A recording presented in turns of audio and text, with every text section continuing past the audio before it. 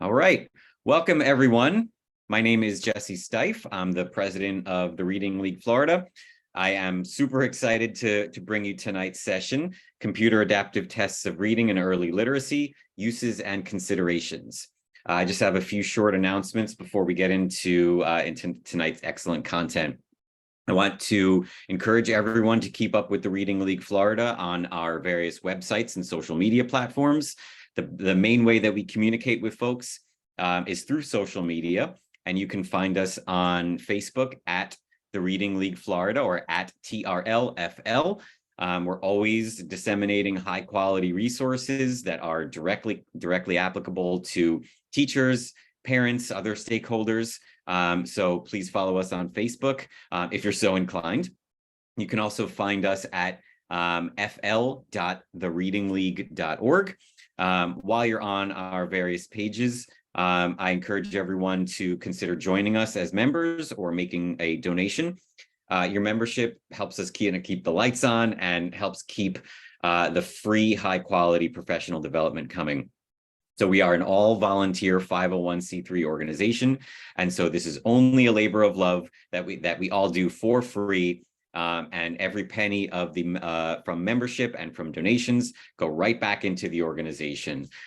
So our aim is always to keep all of our content free and publicly available, since we never want money to be a barrier for professional development. So for tonight's webinar, we've opened up the Q&A function, and we welcome our live participants to ask questions during the presentation. Dr. Clemens will be taking questions at the end of the presentation, so go ahead as questions come up, pop those in the Q&A. Please remember to use the Q&A only to ask questions and not to make general comments, since it makes it a bit more difficult for us to work through all those entries. All right, so lastly, it's my pleasure to introduce Dr. Nathan Clemens. Dr. Clemens is an associate professor in the Department of Special Education at the University of Texas at Austin. He studies reading development, assessment, and intervention for children and adolescents, including kids with word-level reading disabilities and difficulties with reading comprehension. In addition to his research and teaching, he also works with teachers, administrators, and parents on ways to improve intervention and assessment for students with all types of reading difficulties.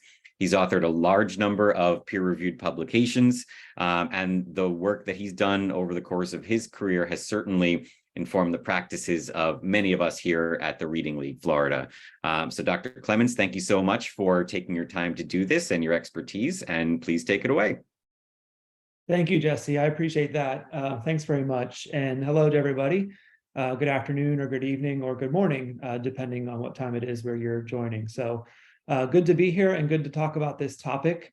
And Jesse basically did a perfect introduction, so thank you very much. But I will show this for my contact information. Like Jesse mentioned, I will have time at the end. I've saved time at the end for a good deal of question and discussion. But in the event that I don't get to your question or you have additional follow-up comments or questions, feel free to email me. And you'll also see my Twitter handle there as well. So please reach out at any point. So yeah, I'm looking forward to talking about this topic. This is the first time I've actually given a full presentation on this topic specifically. I've talked about computer adaptive tests and some of my work in that area as part of other presentations, but it'll be fun to do this as a full presentation for the first time. Before we get started, I just want to share some disclosures and transparency, just so you have an idea of where I'm coming from. But I'm a tenured faculty member at the University of Texas at Austin. My professional opinions are my own and do not necessarily reflect those opinions of others at the university. I'm also a consulting author on the Into Reading curriculum published by HMH. However, I do not receive royalties or other compensation for its sale or adoption. I'm also a member of the Technical Advisory Panel for Curriculum Associates. They publish the iReady assessments. However, similarly, I do not receive royalties or other compensation for the sale or adoption of their tools. And basically, I have no known conflicts of interest with the measures or procedures discussed in this talk. And so I say that so that you know that what I'm sharing with you and my professional opinions are just that, are based on evidence, and I'm not sharing it because I have any sort of interest or stake in the game.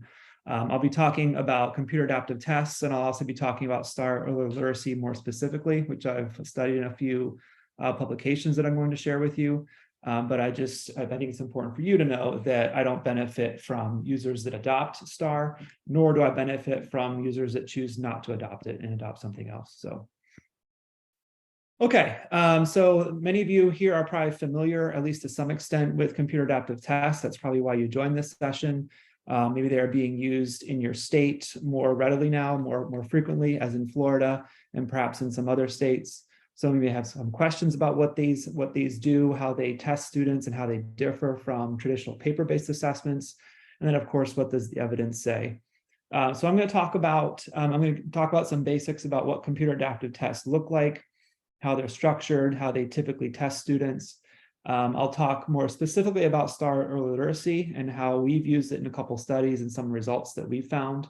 And then I'll share some of my considerations, cautions, and in some sense about thinking appropriately about how to think about STAR, and particularly STAR early literacy for students in early grade levels. So. Okay, so what are computer adaptive tests? Obviously, students take it on a computer. It's a no-brainer, right? But as they take a test, as an individual takes a test, a computer adaptive test, the software adjusts the difficulty of each item based on the individual's success with previous items, okay? And we'll get into an example of that in a moment. But essentially, as the individual responds correctly, the software provides increasingly more difficult items. As they respond incorrectly, it adjusts to provide more easier items. And ultimately, it arrives at a score then that is an estimate of the individual's achievement or ability. And the goal and the idea behind computer adaptive tests is that they reach an estimate of an individual's achievement or ability in far less time and with far fewer items than would be needed by a paper-based test. Okay, so how do CATs typically work? How do computer adaptive tests work on average? Generally, they rely on a very large item bank, all the items have been previously tested with a large number of students. Okay, so many times we're talking about several thousand items that are in an item bank that the computer adaptive test can draw from in a given administration. However, an individual may see far fewer items, and we'll talk about how that works in a moment. Each item in the item bank is assigned a difficulty level based on prior performance. So in the development process, in the development of the item bank, developers of a computer adaptive test will test students on this large item bank and essentially get a difficulty level based on students' performance, based on the extent to which their performance on that item aligned with their overall achievement and corresponded with other types of measures that may have been given simultaneously. So each item in the item bank is assigned a difficulty level. And with that difficulty level, then allows the items to be placed on a vertical scale so that you can arrange all the items from easiest to most difficult, okay? So then for a test taker sits down on the computer for a computer adaptive test, and the test may start off by administering an item at the middle range, around the medium difficulty range. And then or it might tailor the initial items based on participant characteristics or the person's characteristics of their age, grade, or previous test results. And then as they respond correctly, the test administers more difficult items. As the individual responds incorrectly, the test administers easier items. And eventually, the testing continues until the individual's responses cluster around a consistent range in the difficulty scale, or a stopping rule is met. Sometimes they might have a maximum number of items that can be administered, or a sufficient number of items have been administered for the test to estimate that individual's achievement or ability level. Okay, so here's how that works. I'm going to do a visual. We'll see how this works out. So I mentioned before that a developer of a computer adaptive test will develop a number of items and then test that large number of items with a large number of students. And with any sort of assessment, with any sort of, we'll talk about the achievement realm here, such as reading, with a large number or any group of items or measures or tasks that individuals are presented with, you're going to have a distribution of achievement, right? You're going to have some items that are going to be, that most people will be successful in completing. You'll have some items that very few individuals will be able to complete correctly, and some items in which a lot of people will complete correctly. And so we can place these then on a scale, and we can assign a difficulty level to an individual item, and then place them on a vertical scale so that items range from most difficult to easiest. Okay, so let's say that our vertical scale looks like this.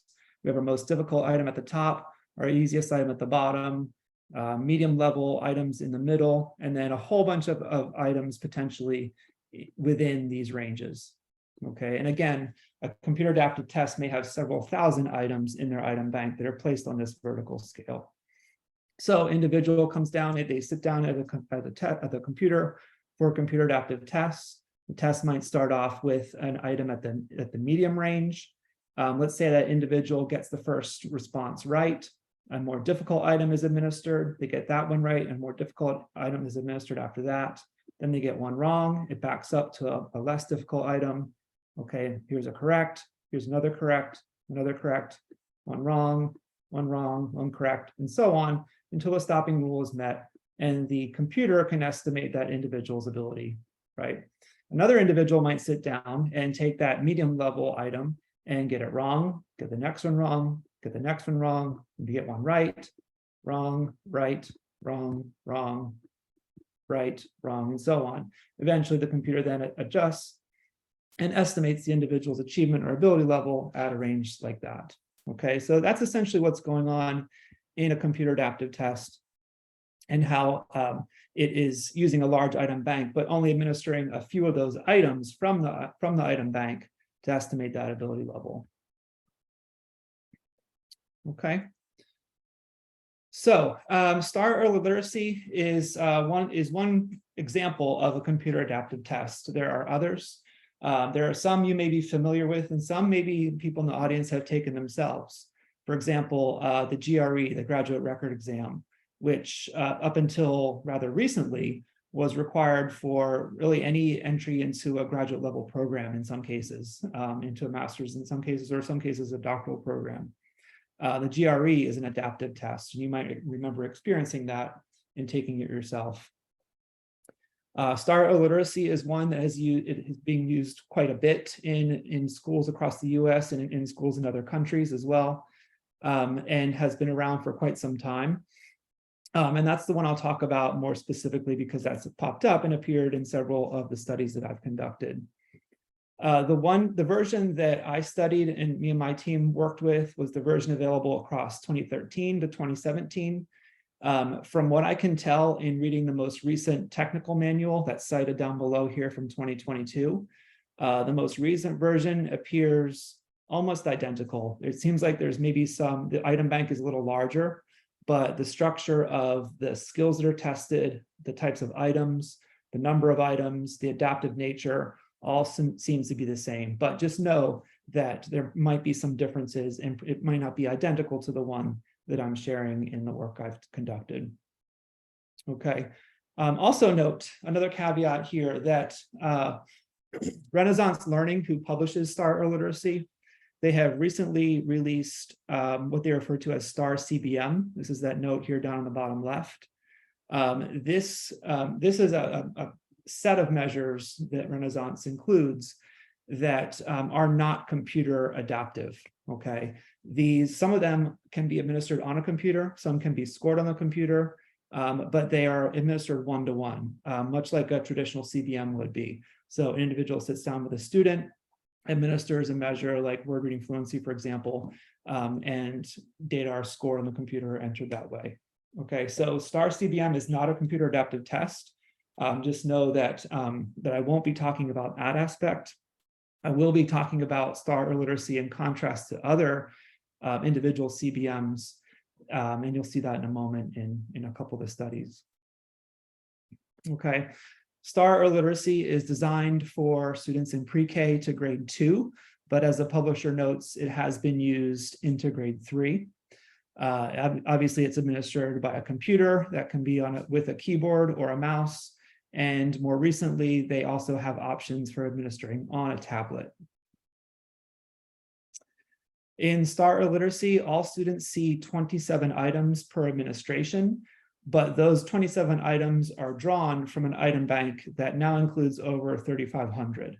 Okay, so all 3,500 items are in the item bank for STAR Early Literacy, and then all of those 3,500 items are ranked in terms of difficulty. Each item has a difficulty score attached to it, and that's how they form the vertical scale. But a student will see 27 items, and which 27 items they see will be based on their success with the items that they take in that administration. All the responses are multiple choice. So all the questions that students see are multiple choice. And there's 3 options, and they're arranged horizontally. Each test administration begins, and if you've seen this in action, you'll notice that students will take a brief exercise first to verify that they understand the interface, that they know how to use the mouse or the keyboard or the touchscreen to select answers. There'll also be a brief practice exercise with very easy items to make sure that the student is responding correctly. If the student passes that, and then they go on to start the actual test. So for STAR Early Literacy, they begin with items at the lower end of the difficulty range. They don't start in the middle, but they start with items that most students are probably going to get correct on the first administration. In subsequent times that students take STAR Early Literacy, the test will begin with items that are aligned with their previous score. So at that point, the next time they take it, they'll start with items that are more consistent with where they scored the last point. In terms of testing time, it's designed for roughly 15 minutes, but the publishers do note that times range based on performance. So students at the lower end of the achievement distribution sometimes take between 5 to 8 minutes on average. And then for students in the upper ranges, the test takes a little bit longer, so 12 to 16 minutes for students achieving more strongly. I do encourage you to check out the technical manual. It is easy to follow and provides a good deal of information.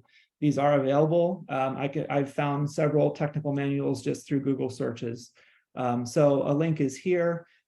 This is where they lay out all the information about what the test entails, how the items were developed, all the different subscales and so on. So if you are using this in your state and you have questions and you have some decisions around its use, this is informative and helpful.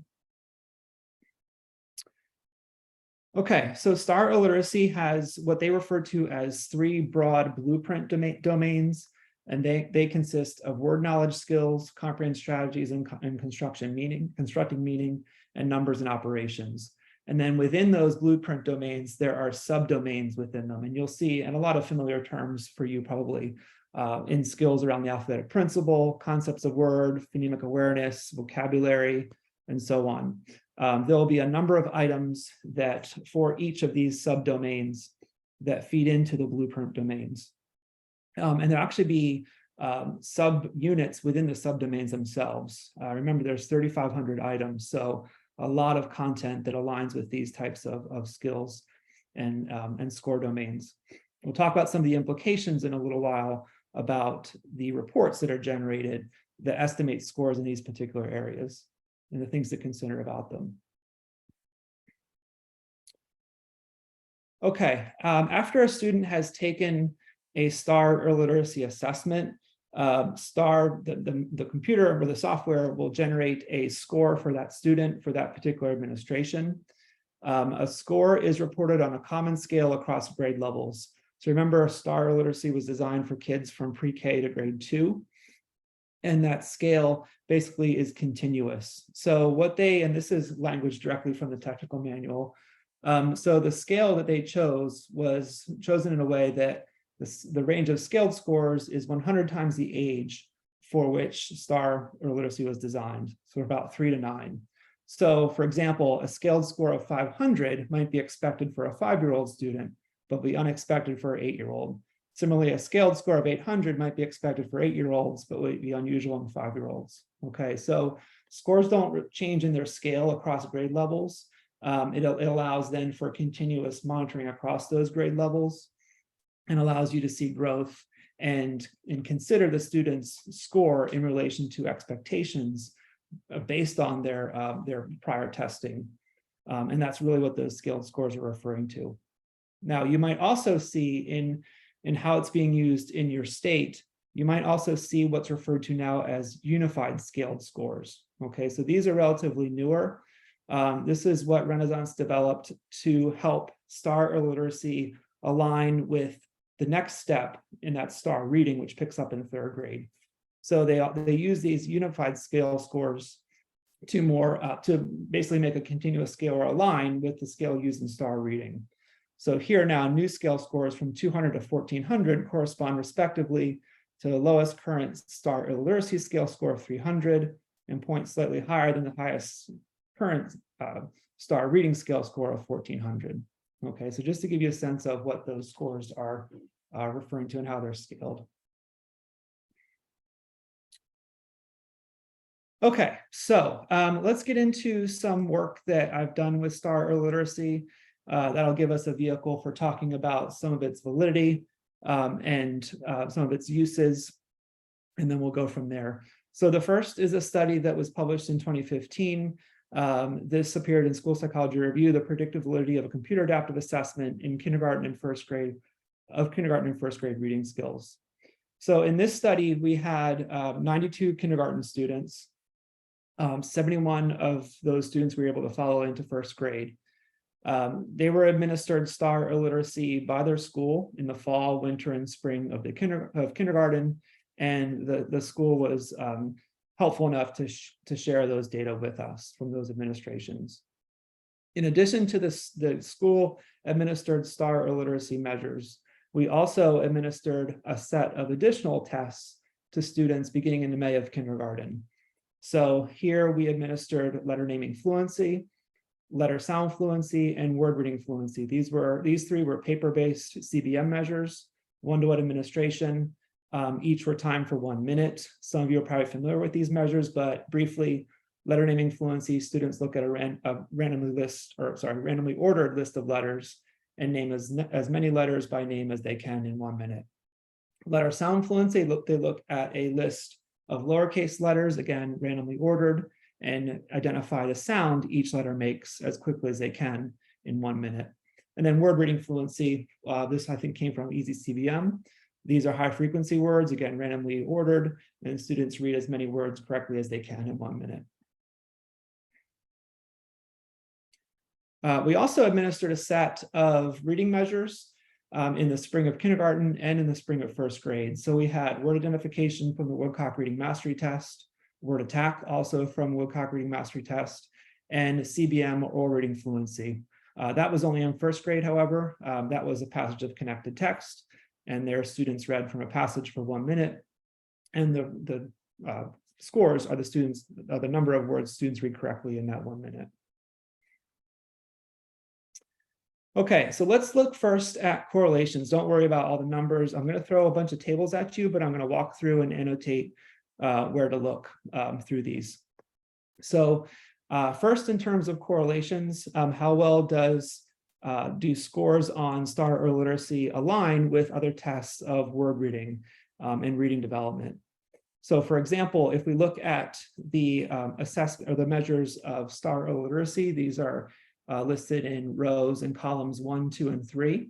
So here's fall STAR literacy, winter STAR, and spring STAR, and their correlations then with word identification, word attack, and word reading fluency. Okay, so here's fall correlations, winter, and spring. You can see the correlations are in the 0.5 to 0.6 range, which are moderate and good. It's correlating fairly well with measures of word reading and word attack, both on a concurrent basis when measures are given at the same time, relatively the same season of the year, as well as on a predictive basis. Okay, we can also consider the correlations that we see with maybe more basic measures of early literacy in relation to those same skills. For instance, letter naming fluency and letter sound fluency, so 4 and 5. Okay, so here we see that the relations of letter naming fluency to word identification, word attack, and word reading fluency are similar, if not maybe slightly stronger, but basically the same. So a 1-minute measure of letter naming fluency or a 1-minute measure of letter sound fluency are demonstrating the same level, the same strength of correlation with word reading, word attack, and so on as STAR or literacy. Okay, moving on to now looking at the prediction of end of kindergarten administration of these measures in predicting end of first grade reading skills. Okay, so here we have kindergarten STAR, that's in column and row 1. And then our other kindergarten measures of letter naming, letter sound, word identification, word reading fluency, and so on. And then correlating with first grade reading skills. So to what extent does kindergarten spring STAR predict those reading skills? And we see that, again, around the 0.5 to 0.6 range here, okay? Now, in the long-term prediction, these measures of basic skills like letter naming, letter sound, lose some of their predictive validity on a more long-range basis to some extent. But you're still seeing 0.5 in some cases. Where you start to see more strength, however, is here in column 6. And these are the correlations of spring of kindergarten word reading fluency predicting spring of first grade word reading. And you see the correlations here are somewhat greater than in magnitude. So 0.65, 0.56, 0.73, 0.67, indicating that a measure of word reading, this again is a 1-minute paper-based CBM measure, is predicting subsequent reading skills at either the same, if not slightly stronger level than STAR or literacy. Okay. We also looked at the extent to which these 1-minute measures of reading, these 1-minute paper-based measures, were explaining unique or more variance in subsequent reading skills or reading skills at the same time than STAR or literacy. And again, think about what we're contrasting here. So STAR is much more complex. It's going to take a little bit longer. It's not that long. Students are taking the test in 15 minutes, but it's involving a lot of information and a lot going on behind the scenes in estimating those scores, in contrast to a 1-minute measure of, say, like letter sound naming or word reading. These are models that are essentially ways of evaluating prediction. So in the circle here, this is basically a construct that we can use to summarize achievement at a given point in time. Right now, we're looking at spring of kindergarten reading, and spring of kindergarten reading is measured by word ID, word attack, and word reading fluency. And then over here, the boxes are showing us the predictor. So in this particular case, this is the model looking at the extent to which fall STAR predicts end of kindergarten reading. Okay, here's our path coefficient of 0.59. That's standardized and that's moderate to strong.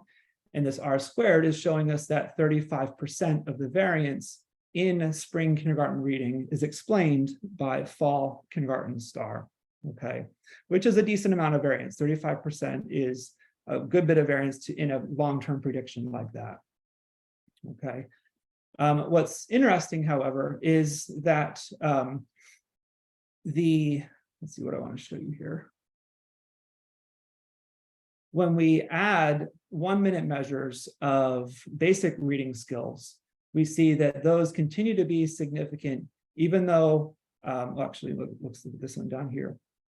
When we add 1-minute measures of basic reading skills to the mix, in addition to STAR, we see that more variance is then explained in the prediction of reading skills. Okay. I think this is more helpful as we look at long-term prediction. Again, I'll walk you through this and don't worry about all the numbers and shapes and stuff all over the place. But one model I want to draw your attention to in particular is this model 8.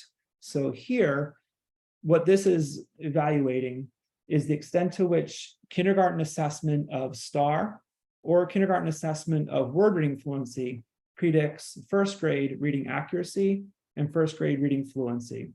Okay. And you'll notice these path coefficients now for STAR are 0.367 and 0.277 for reading accuracy and fluency respectively, compared to 0.50 and 0.607 for word reading fluency. Okay. You'll also notice that as we add word reading fluency to the mix, it's explaining more variance in later reading skills. And we can even compare that to when we just look at STAR alone in that prediction versus word reading fluency alone in that prediction. When we use kindergarten STAR to predict first grade reading skills, we see explained variance of 37% and 33%. When we use just a 1 minute measure of word reading fluency, we see 43% and 54% of the variance.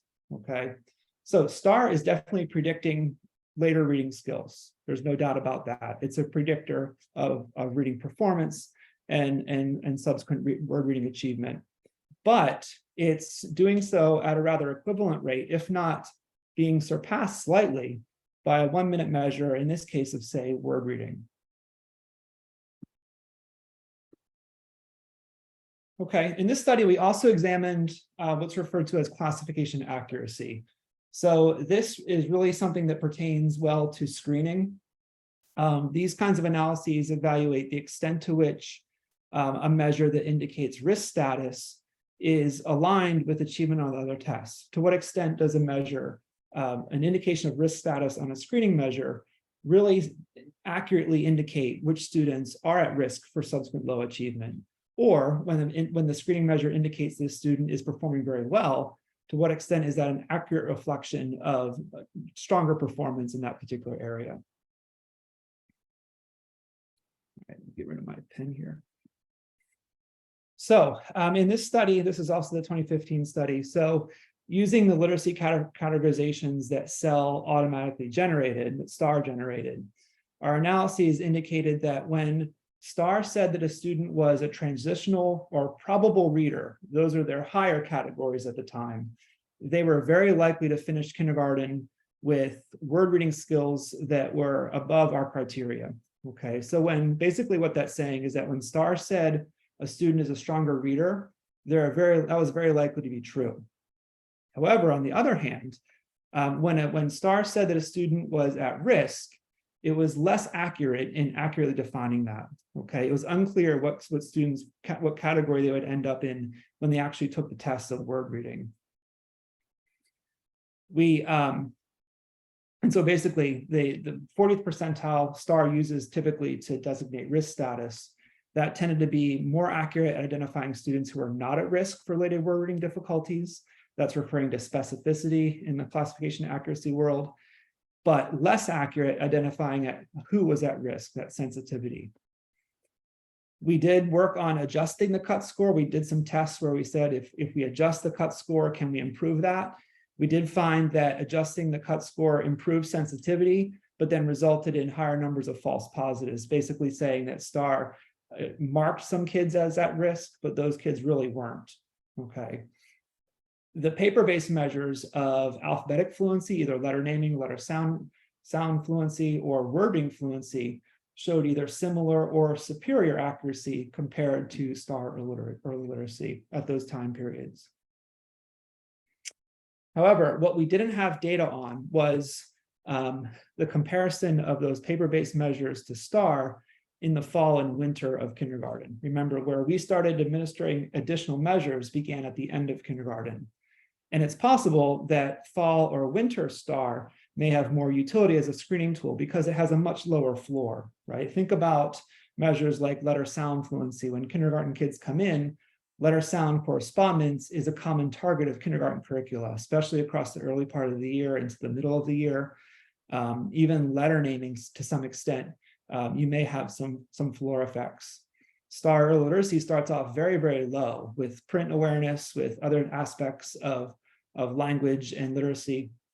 And so it's possible that it has a lower floor to be able to detect students who are at risk in ways that are more accurate than other paper-based measures will. Okay, so that's what we did in the next study coming up. I'm going to share next two studies that came from what we refer to as the ELM project, the Early Literacy Measurement Project.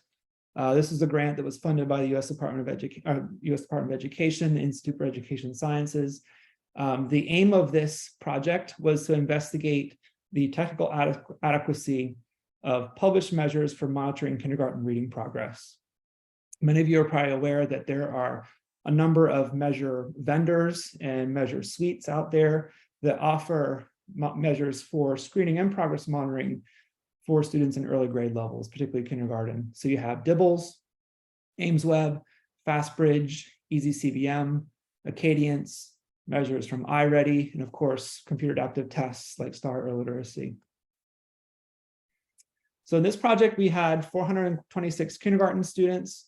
They were recruited based on at-risk status for reading difficulties at the beginning of the kindergarten year. And to determine at-risk status, we basically asked teachers at the beginning of the year to nominate students that they felt were demonstrating risk levels in terms of their early literacy and language skills. And then we verified that with tests of letter identification and phonemic awareness. In this project, then, we followed kids across the kindergarten year. Across the fall of kindergarten, we administered a set of progress monitoring measures on a biweekly basis. So once every 2 weeks, we administered measures of letter naming fluency, letter sound fluency, and phoneme segmentation fluency from October into December. We also had STAR Early Literacy. That was our computer adaptive test that we administered 2 times across this time period. Even though STAR suggests that it can be administered often, they do say that there's advantages to doing it a little less often in some situations. So we did, I think it was October and December administrations of STAR across the fall of kindergarten. Beginning in January, we added additional measures to the mix. So the measures up top continued through the end of kindergarten, but we also added measures of word reading fluency, decodable words fluency that came from FastBridge, and nonsense word fluency from the DIBELS. And we also continued with STAR Early Literacy that also went through this spring. We then measured students' reading skills at the end of kindergarten using a battery of standardized timed and untimed word and text reading and pseudo-word decoding measures, and followed up with students again at the end of first grade. Okay, so the first study I'll share with you here is appeared a few years ago. This is predictive validity of kindergarten progress monitoring measures across the school year and application of dominance analysis.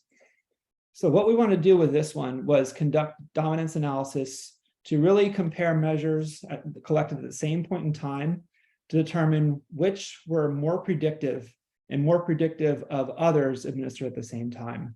So dominance analysis is a form of multiple regression. It's basically a way of looking at prediction. But what dominance analysis does is a whole lot of pairwise comparisons of those predictors to see which is explaining unique variance in ways that quote unquote dominate the other. And what you can do with dominance analysis is looking at a whole bunch of measures, see in comparison, which ones tend to be the most dominant predictor, which ones, considering the influence of all the others, do some measures come out as winners, so to speak, as being ultimately more predictive of later reading outcomes in this case, than other measures. Okay, so what did we find?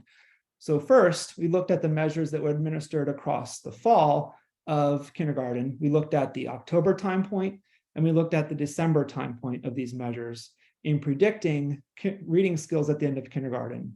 And what this graph is showing is the measures that were most dominant in that prediction of year-end kindergarten skills. So from the measures administered in October, you see that STAR Early Literacy was the most dominant predictor compared to, this is letter naming fluency, letter sound fluency, and phoneme segmentation fluency. That flipped, however, as we look at December, the December administration. When we look at the scores collected in December of kindergarten, now letter sound fluency was the most dominant, phoneme segmentation fluency was second, then letter naming fluency, and STAR Early Literacy was the least dominant. Okay, so in October, STAR was the most dominant predictor of year-end kindergarten skills, and in December, it was letter sound fluency. Now looking at the measures that we administered across the spring of kindergarten, now looking at our February administration and our April administration. This is not so much flip-flopping happening here. So in February, the most dominant predictors were decodable words fluency and word reading. STAR was the least dominant. And by April, word reading fluency had more firmly established as the dominant predictor, followed by the others. Okay. Now, you might say that it's not really a fair fight because our outcome measures at the end of kindergarten were really around word reading and pseudo word decoding. That's true. STAR literacy is measuring a lot of other things. But I would also make the argument that you can consider a few other more important outcomes of kindergarten reading instruction than word reading, right? Obviously, kids are still developing their word reading skills, and they're not at proficiency yet at the end of kindergarten, certainly, but it is something where contemporary reading curricula are striving toward. You know, they are learning letter sound correspondence and phonemic awareness, how to use those skills to decode and spell words. Word reading is an expectation of the end of kindergarten, at least some degree of word reading. And so if that's an important outcome, and as we think about that, I think it's important to consider the measures that are most reflective and most predictive of those important outcomes. Okay, another question from this project asked, for which measures was growth on a progress monitoring basis most predictive of first grade reading skills? We also asked it around end of kindergarten reading skills, but I'll try to focus more on the end of first grade reading outcomes. So here we conducted what we refer to as a lot of latent growth models. You don't really have to know much about this, but let me just explain real briefly. We had, remember, a lot of progress monitoring measures that we're administering across kindergarten. What we're able to do with those data is to look at the growth that students made, look at where they started on each measure and the growth that they made, and examine the extent to which those two variables predict subsequent reading skills. So for each measure, we administered, like letter sound fluency, we administered in the fall across 5 time points. From those data, we get an intercept of where kids started in October, and we also get a slope, or how quickly they grew on that measure. Then we can look to see the extent to which starting point and rate of growth were predictive of subsequent reading skills that we measured at the end of kindergarten and at the end of first grade. At those time points, what we were measuring for outcomes were word identification, word attack, sight word efficiency from the Tower 2, phonemic decoding efficiency also from the Tower, and oral reading fluency. Okay. STAR literacy was also administered, but again at 2 time points because it's not designed for that frequent administration. So we had 2 time points that we're using for fall administration for STAR. And then we also did the same thing across the spring. So measures that we administered across the spring time period or spring semester, we conducted the same type of analysis. Okay. Again, big table of numbers, but let me point out what is most relevant here. So what we're looking at now are the coefficients, essentially the strength at which intercept of a measure and rate of progress predicts subsequent reading skills at the end of kindergarten and at the end of first grade. So in comparing the measures that we administered across the fall of kindergarten, okay, these are up here, we can see that intercept or starting point in predicting kindergarten reading, the strongest predictor was STAR or literacy at 0.54, okay? When we consider slope of improvement, that was how quickly kids grew across the fall and which measure was slope most predictive. We see that letter sound fluency was strongest and STAR was the weakest, okay? And also in terms of R squared, that's the percentage of variance in later reading skills that's explained by those predictors. Letter sound fluency explained the most variance in terms of intercept and slope, predicting subsequent reading skills at the end of kindergarten. Now, when we take these same measures and predict end of first grade reading, we see some similarities. Here, now letter naming fluency was strongest, STAR was second. So again, initial STAR scores tend to be pretty good predictors of subsequent outcomes. Where we don't see a lot of strength in a prediction is STAR's slope of progress predicting later outcomes. Again, letter sound fluency was the strongest. Both letter naming and STAR were the weakest. You see this also as we consider the measures administered across the spring of kindergarten. Letter sound fluency is popping up as stronger. What is the strongest overall was word reading fluency. Okay, especially in terms of its slope of growth, predicting later outcomes at the end of kindergarten and at the end of first grade. Okay, word reading fluency tended to be the strongest indicator of all the spring measures. Again, initial STAR scores are good predictors of later outcomes. What are not very good predictors is STAR's rate of progress or STAR's slope. You see that tends to be the weakest across the measures. Okay, and I'll come back to implications on that in a moment. But another bit of this analysis that I think will be of interest to you is that we also examined where students ended up at the end of first grade.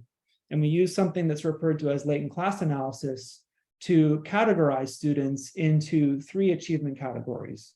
So based on their performance across these measures that we administer at the end of first grade, latent class analysis was able to assign kids to categories based on how their scores hung together. This resulted in 3 categories. So students who ended first grade with very high word reading skills, students that had mid-range reading skills, and students with low reading skills. Now remember, these are all kids that were at risk at the start of kindergarten.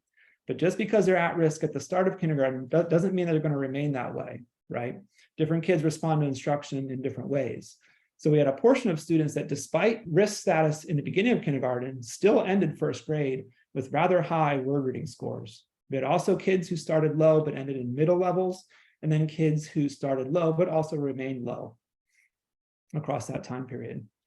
Now, with those categories, they then looked backward at the average trajectories that these kids demonstrated on the measures across kindergarten and looked at the different patterns that they demonstrated. Okay, so here's what we found.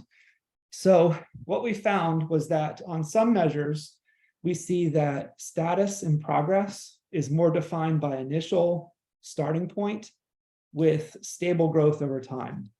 For other measures, we see kids start at a more position of homogeneity, a common starting point, and then demonstrate this fan-shaped pattern where some kids are demonstrating more growth than others, and that has implications for where they ended up. So this first graph up here that I'll point to, this is letter naming fluency. These are scores collected across the fall, and these 3 lines represent the first grade reader category, okay? So this gray line up here are students who ended first grade with the highest reading scores.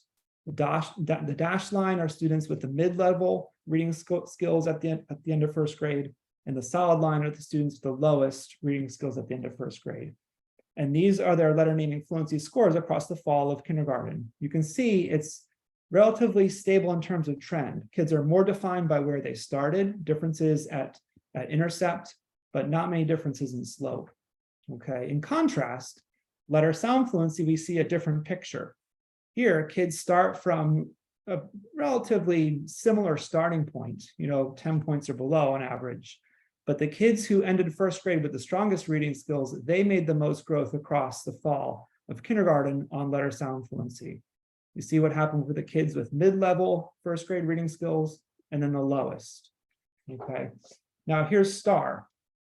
Interesting that we see, again, very much like letter naming fluency, kids' performance level is defined a lot by where they start, but there's really not much change. Once they start there, they kind of on STAR, they tend to remain at that same level across this time period. What this means from a progress monitoring standpoint is if you're using slope of improvement, if you're evaluating the extent to which kids' rate of progress changes in response to instruction and intervention, that measures in which slope is more sensitive to change or more reflective of later outcomes may be more useful from a progress monitoring standpoint. Okay, STAR seems to be effective in telling from one point in time where students are achieving, But that growth over time, that's very important from a prevention standpoint, especially what we do for kids at risk and kids with reading difficulties, may be better revealed by, for example, a measure like letter sound fluency. So what happens, or what do we see for the measures administered across the spring? And we'll focus on the word reading measures and STAR again. So these are our graphs for decodable words, word reading fluency, and nonsense word fluency in terms of whole words read. You can see that of these, remember in the table before, word reading fluency tended to be the strongest. And again, we see that fan-shaped pattern. So scores here in January, 8 or below, but then the rate of progress that they're making tends to be the defining variable in indicating for us what category, what group they're going to end up in at the end of first grade. So these are the strongest readers at the end of first grade, middle readers, and then the weakest readers across, or by the end of first grade. From an intervention, again, a preventative intervention standpoint for kids at risk for reading disabilities, at risk for things like dyslexia, a measure like word reading fluency across the spring of kindergarten might be more reflective of, and especially in terms of slope, more reflective of students that are on that at-risk trajectory, in contrast to students who are on a trajectory for more successful reading outcomes. Okay. Once again, STAR illiteracy kids, there's a clear differentiation in scores, but in terms of slope, there isn't much difference between these achievement categories as defined by their end of first grade status. Okay, I'm going to skip that one because it's basically saying the same thing. Okay, so let me wrap up here with some cautions, some considerations, and things to think about, and then we'll get into the Q&A. So first off, my professional opinion is that I think computer adaptive tests, like STAR illiteracy, like some others that are out there, are probably better suited as summative, single point in time assessments, as opposed to formative progress monitoring assessments. Many publishers don't recommend their administration more than once per month. In some cases, not frequently more than 4 times per year.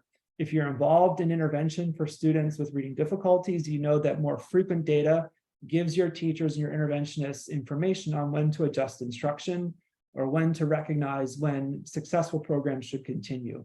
Okay.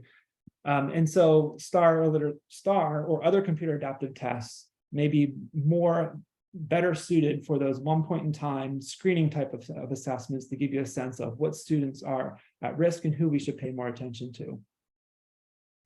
Also, something to point out, you remember back when I talked about those blueprint areas and all the sub-skills.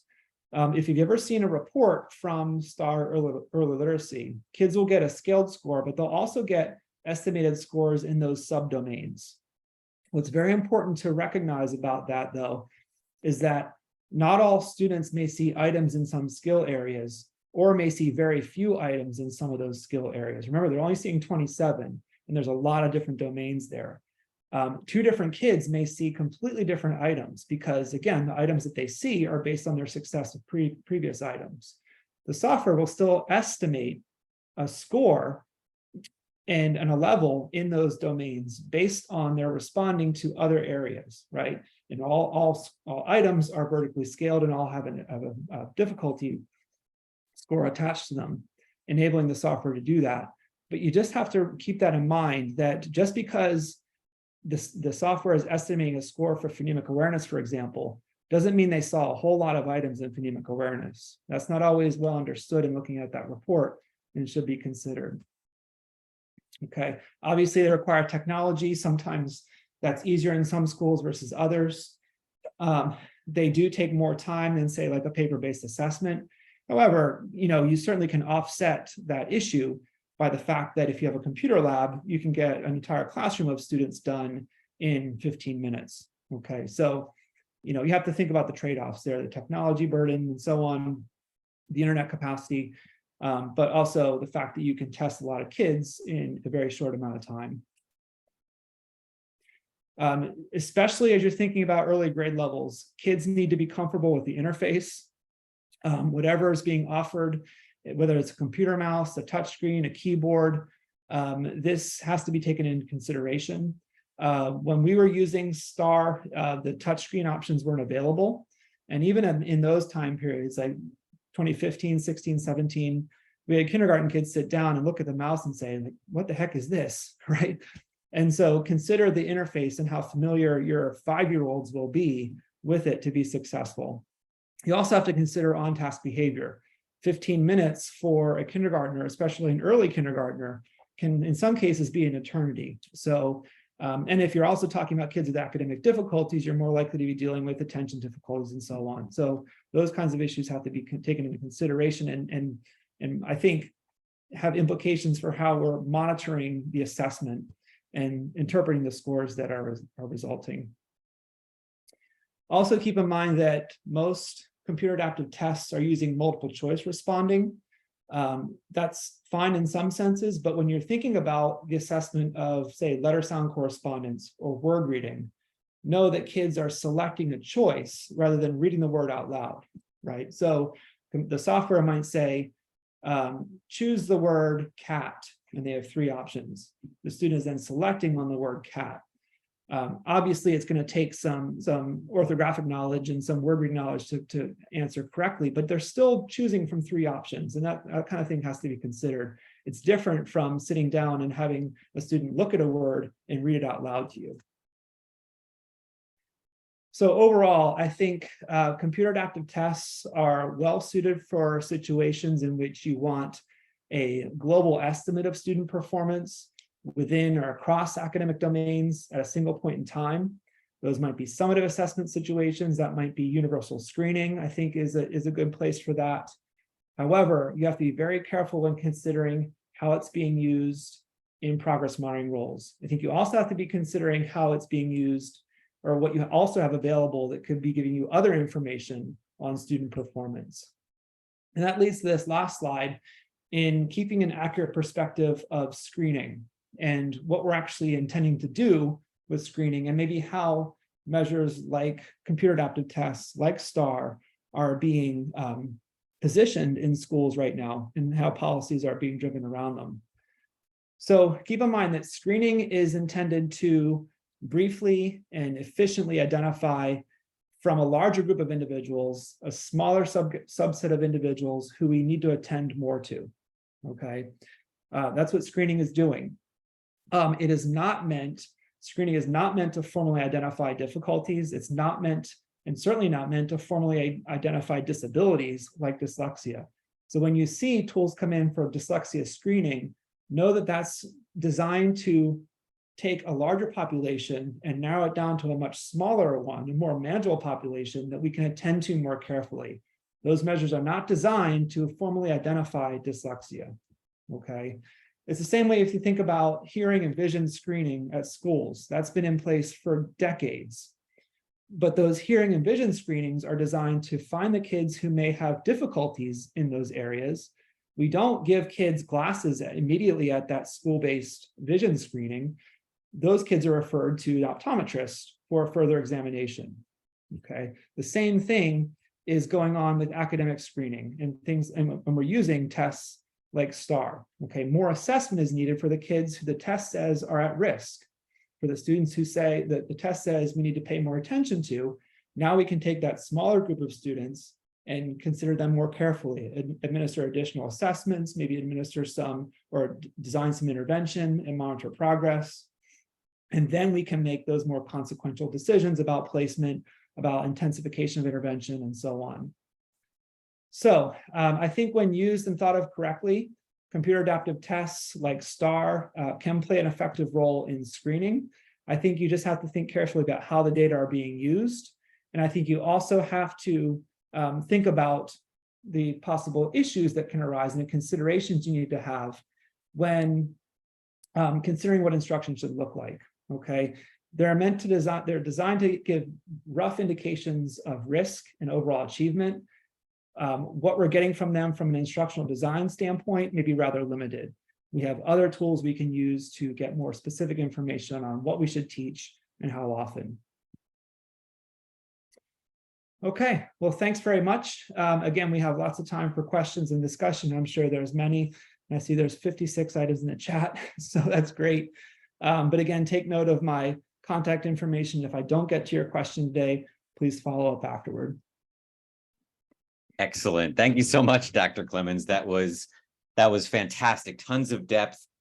And I think there was, this generated a lot of discussion here in the chat and a lot of excellent, good questions here. So if you're okay, I'm going to start with a couple of those questions. Sure. So we have a lot of early childhood folks in the audience, a lot of kindergarten, first, second grade teachers. And so a lot of questions came up around attention and engagement and mouse manipulation and things like that. Mm-hmm. So if a teacher has concerns around the accuracy of a student's STAR screening measures, there were a lot of questions about, well, what do we do about that? Where do we place our instructional emphasis? Are you suggesting, or are there other measures? And it seems like the answer is probably yes, identified by your research, that would also give us that similar sort of screening information, or maybe even be more accurate screening information. Right.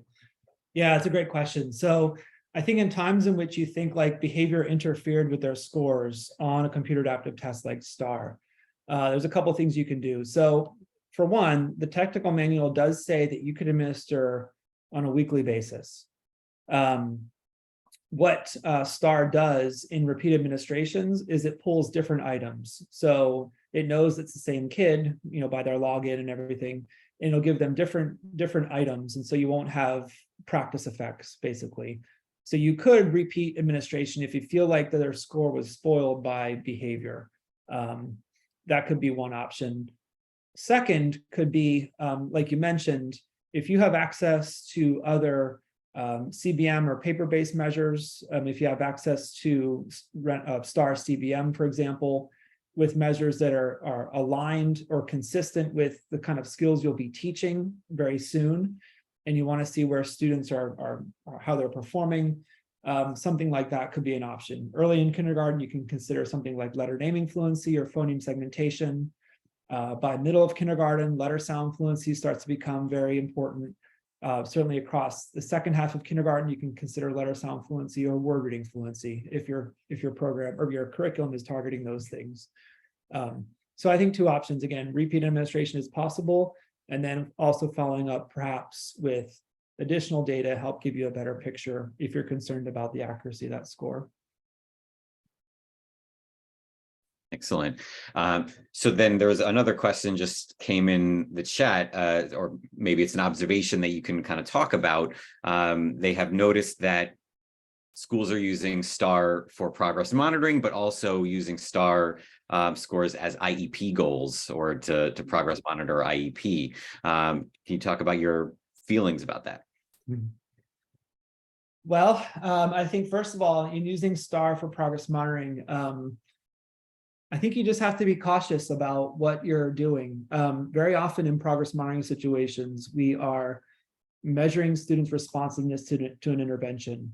That intervention is very often focused on a domain of skills. It might not be very specific skills, it might be several, but it might be a more narrower range of achievement and skills in reading, for example, than all the things that STAR is testing. Remember, STAR is testing 27 different items from across multiple domains. Some of them include early numeracy. There's some math items in there as well.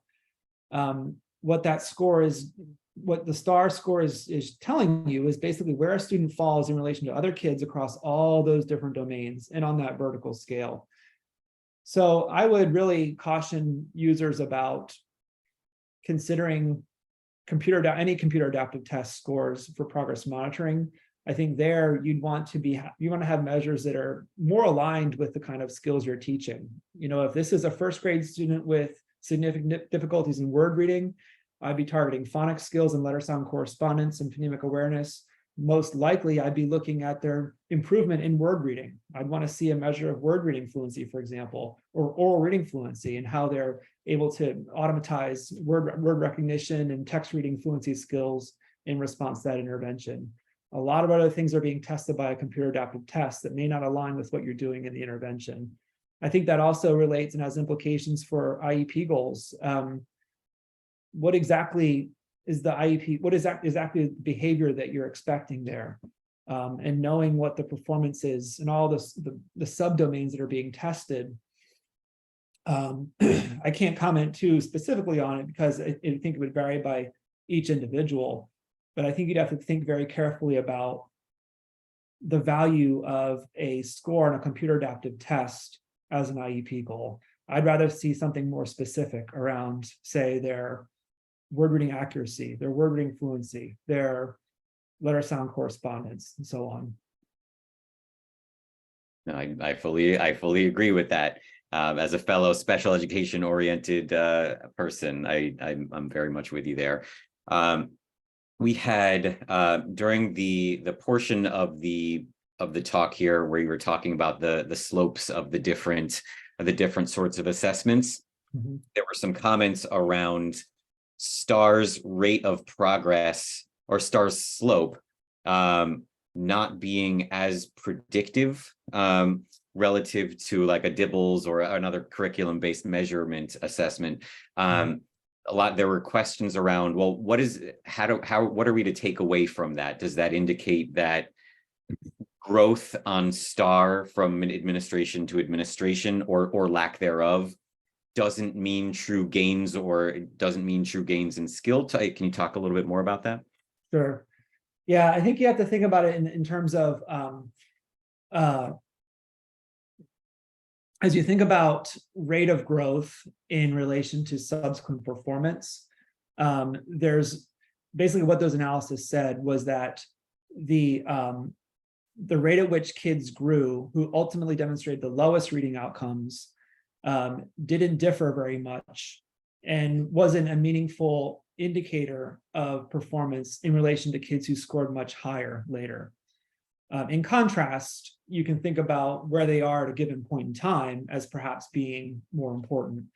And especially early on, you saw that there was strength for STAR in doing that. But the whole idea around rate of progress, which has always been sort of considered in a response intervention type of framework and thinking about intervention and how quickly kids are growing, a computer adaptive test isn't really set up that way because the scale kind of persists across grade levels. Kids are kind of moving within the scale, but the rate of growth may not reflect that. It's probably not all that clear, but I think what the big takeaway is that if you're using STAR, if you're using a computer adaptive test for progress monitoring, you have to rethink how you're considering slope of improvement, and maybe even not even considering it at all. That may have implications for your decision-making process, how you're thinking about adjusting intervention and when to adjust. You also have to think about, again, that from occasion to occasion, the student is seeing different items. They're seeing different items, in some cases, in different categories, because they might be performing a little bit better. It's not the same as they're seeing different probes of oral reading fluency. They're not seeing different probes of letter sound fluency with the same content mixed up and randomized, but the same content over time. So I think you just have to reframe your idea around that.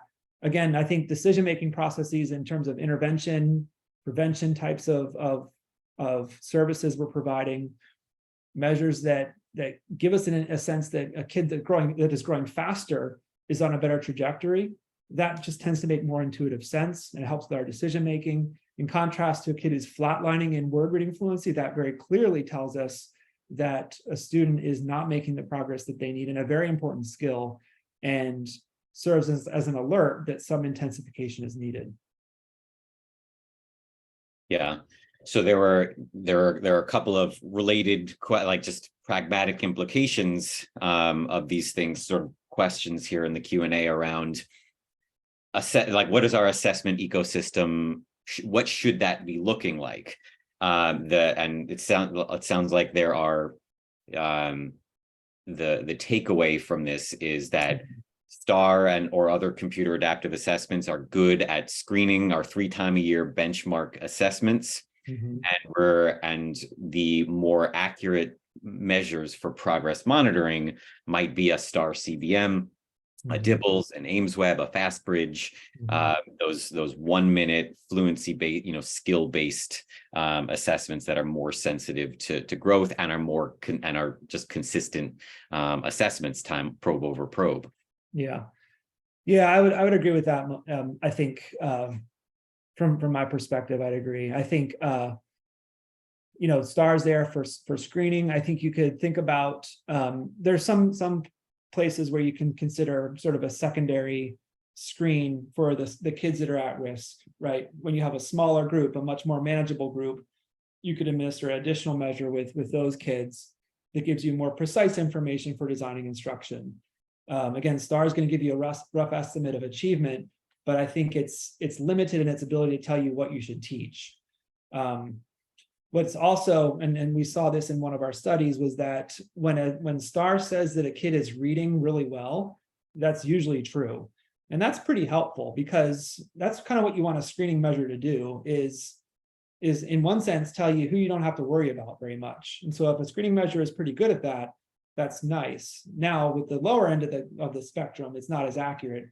That you might need more information to say, okay, who do we need more intensification and what should that look like?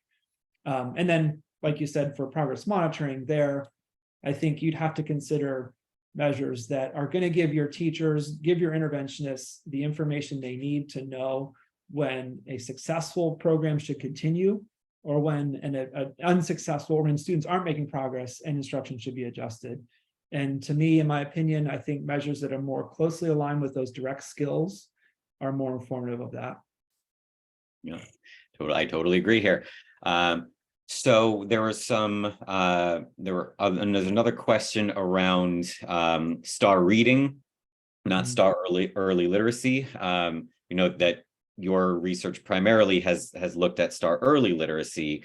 We had an attendee who was wondering about the predictive validity of STAR reading for kids in second grade and older versus something like oral reading fluency, a Dibbles, the curriculum-based measure. Sure. Yeah, I apologize for not having too much on STAR reading. I just haven't looked at it as enough.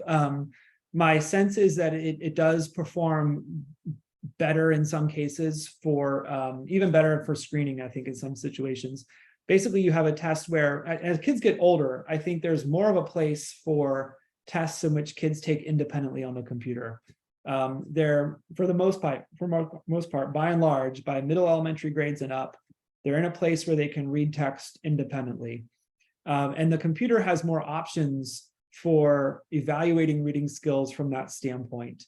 You're in a better position to assess reading comprehension with longer passages and asking questions like that. It's just kind of more amenable for older students. And so I think there'd be a better place for it. At the same time, however, you have to think about, and what I've been trying to advocate to schools from a screening standpoint, is that for older students after third grade, right, in fourth grade and up, where, at least in the United States, where by that point, you've had high stakes tests kick in. A number of studies indicate that additional measures don't tell you anything else, don't add value in prediction of subsequent academic skills over and above last year's high stakes test. And so for schools that are trying to layer on screening across later elementary school and middle school and even secondary school, consider the value added, right? Is that giving you information that's helping you make decisions over and above what you already know? By that point, so much data has accumulated about students that in many cases, additional screening measures don't tell us anything else we don't already know. There's obviously some exceptions. You have kids who move into the district you've never seen before, you don't have data on them, you might have measures on hand to administer. There are times where screening measures give you a sense of change within year, and from a systemic decision-making standpoint around instruction, that can be helpful. But I'd consider and think about, again, do the data you're getting justify the expense of administering another measure on top of considering previous data? So hopefully I answered that. Again, I think there's more of a place for computer adaptive tests for older students. And so STAR reading could be a complement if indeed those data are helpful to you in your context. No, I think that's a good point. I don't know how many middle and high school teachers we have here on the call, or who will be watching this in the future. But you know, I always look to the work of a researcher named Dr. Mark Shin, who does a lot of work around secondary schools and MTSS. And you know, I channel him in saying we have whole histories of kids exhibiting risk. You don't necessarily need to screen again to understand that this is a kid who needs intensive intervention immediately. Right. Don't pass go. You know, you have tons of data. Exactly. Okay. So there's some questions in the chat and some messages to me around so the point is coming across here. Yes, we understand the STAR and STAR reading are good screening assessments to identify risk, and probably we want to avoid it when we're looking at diagnostic assessments. You know, what are the skills that we need to provide in intervention? Do you have suggestions that you like around, you know, a diagnostic in phonological awareness or phonics and fluency and otherwise? Sure. Yeah, I think depending on grade level, you know, certainly some of the CBM tasks can be used. They're not designed for diagnostic information, but they can at least give you a sense. You know, you have normative data that's associated with those and the vendors that provide them. You know, one of the first things I would do, and what I do for a student referred to me with a reading difficulty, is I want to see what their word reading looks like. I want to see what their word reading fluency looks like. So that could be something from, say, like a CBM measure like word reading fluency, or if you have access to a standardized test, it could be the quick and easy Tower test of word reading efficiency. From a diagnostic standpoint, after you sort of determined how low they are, the intensity of their need, things like the core phonics survey can give you some information on word types and spelling patterns that are difficult. I like to get a sense of, are there any gaps in their letter sound correspondence, both for individual letters, but also letter combinations that represent phonemes. So like core phonics survey, there's also other diagnostic measures like the quick phonics screener, the names test, other ones like it that kind of give you a sense of students' performance in different types of spelling patterns. And from there, I think you can get a sense of both intensity of difficulty, but also sort of where instruction should tend to focus. Excellent. All right. So I think between all that fantastic information, we covered all the content of the questions in the Q&A. You know, so I think in looking at a quick scan of the chat, I think we've answered all the questions there that we'll be able to answer.